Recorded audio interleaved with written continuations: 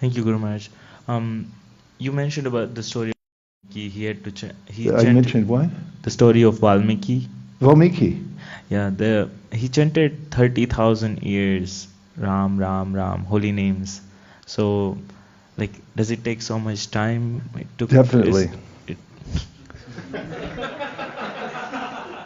We should think like that. We shouldn't think, I'll do this for 30 minutes. We should think more like, I'll do this for 30,000 years.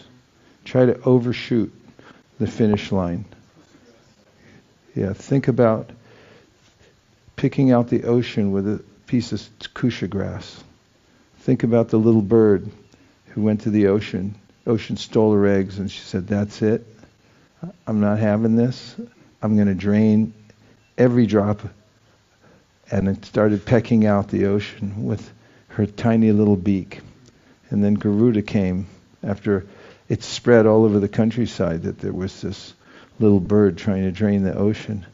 And it was on CNN, and Garuda heard it and said, I'm going there.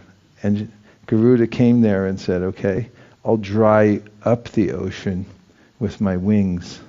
And the ocean said, okay, take the eggs. So we have to have that.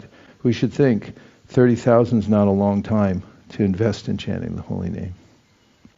If we think like that, we can maybe be just about balanced, be ready for 30,000 years, or even 30,000 lifetimes. It's that valuable. It's not a cheap thing that a person who's only half serious can get within a few years or even 40 years. You have to be dedicated.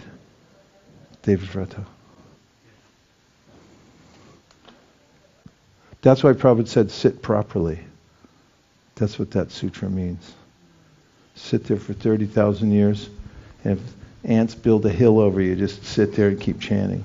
I was thinking of this example of Mukunda when he gets rejected by Mahaprabhu.